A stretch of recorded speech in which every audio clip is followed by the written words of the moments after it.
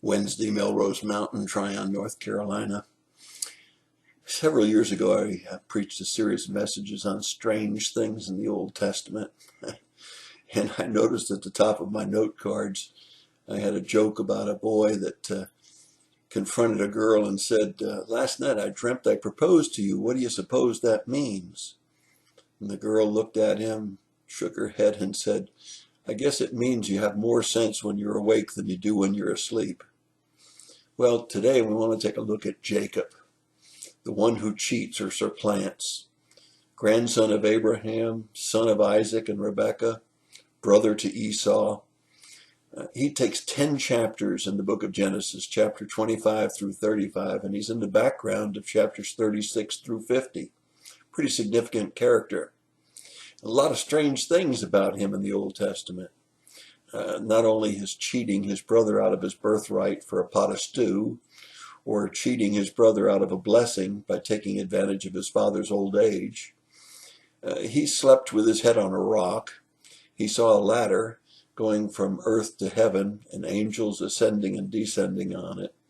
And Esau, his brother, after he had been cheated twice, decided in chapter 27, verse 41, "I know what I'll do. When Dad dies, I'll just kill him." So Jacob had to flee from his brother Esau. Jacob had quite a life with all of these strange things. But when we get to chapter 28, verses 12 through 15, we find 7 points that God makes to Jacob. The first is, "I am the Lord." We all need to remember that. We need to remember that God is God, and He is the Lord of all. The second thing he says is, "I am the God, the Father of Abraham, the God of Isaac, and I'm going to give you this land. Your descendants will be like dust of the earth." And his sixth promise was quite incredible. He says, "In your descendants, there will be all of the families of the earth blessed." Well, that can only mean that one of the descendants of Jacob would be Jesus, because it's the only person who all of the people of the earth would be blessed. He said, "I am with you." And he said, "I'll keep you wherever you go. I'll bring you back to this land, and I'll not leave till I've done what I promise." That's an incredible promise.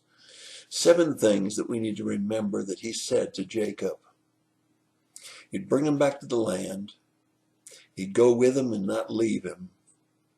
And that he would keep all of his promises to Jacob. Now, Jacob was anything but perfect. He had 12 children. They would become the 12 tribes of Israel.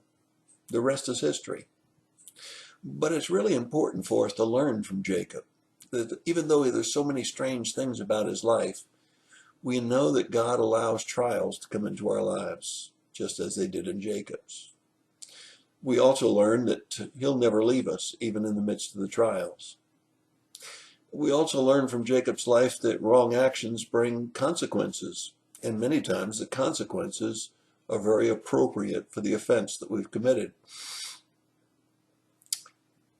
We mostly learn that God is faithful, because you see, when we look at history, we see that every one of those 7 promises they made to Jacob came to pass. If you look all the way forward to chapter 35, verses 1 through 3, you'll see something very interesting about Jacob. As imperfect as he was, as many mistakes as he made, Jacob grew up. And Jacob became a man of God, a man that God could use. And so can you, and so can I. If we'll just grow up, follow his will, he can use us mightily. That's your thought for the day. God bless you and have a great day.